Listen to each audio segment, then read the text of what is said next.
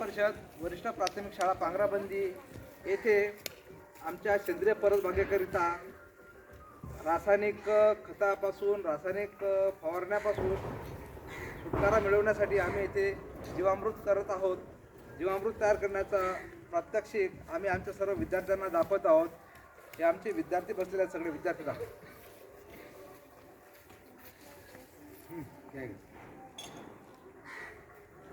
जीवामृत तयार करण्याकरिता सर्वप्रथम ही बांधावरची माती घेतलेली आहे.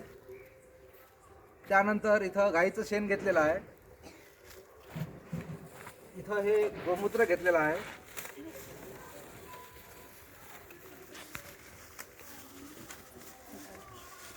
गोमूत्र आहे.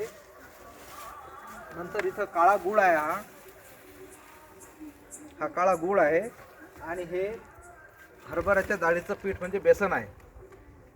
आता सर्वप्रथम या टाकीमध्ये पाणी घेऊन याच्यामध्ये शेण आणि गोमूत्राची स्लरी बनवायची आहे.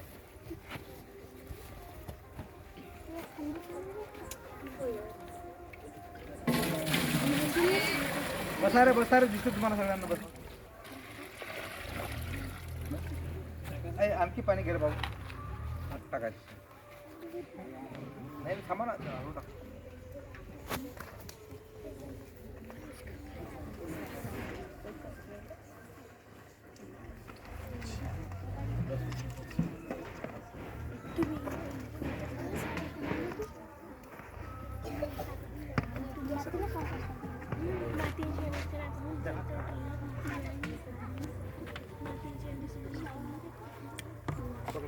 आता त्या टोपल्यामध्ये याची स्लरी करून सर येत नाही टोपल्यामध्ये ते मिक्स करून घ्या पहिल्यांदा.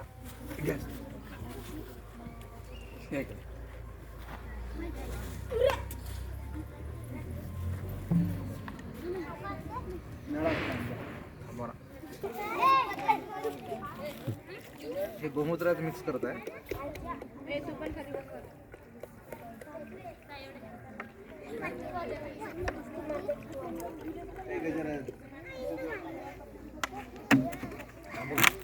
पाणी बेसन घ्यायचं.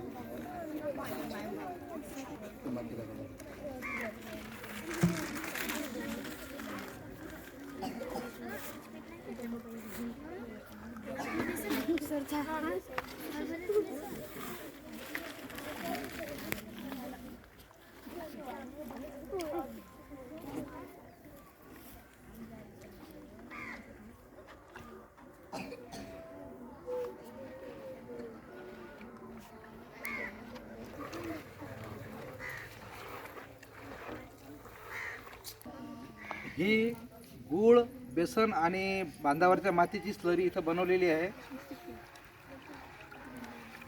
ही स्लरी आता या गोमूत्राच्या आणि शेणाच्या मिश्रणामध्ये मिक्स केलेली आहे.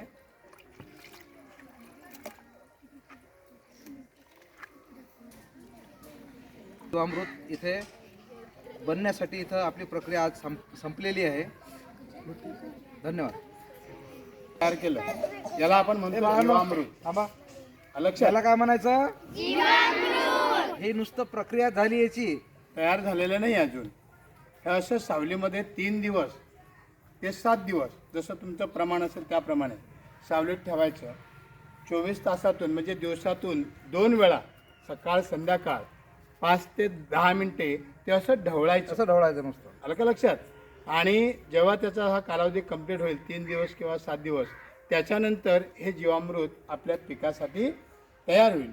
त्यानंतर आपण ज्याप्रमाणे ड्रिप करतो त्या ड्रिपमध्ये हे मिसळून दिलं की आपल्या पिकासाठी भाजीपाल्यासाठी हे अत्यंत उपयुक्त आहे. लक्षात? आता याच्यामध्ये आपण जो गूळ टाकला, बेसन टाकलं, शेण, गोमूत्र हे सगळे पदार्थ यात मिसळण्याचं कारण आहे प्रत्येकामध्ये जीवाणू असतात.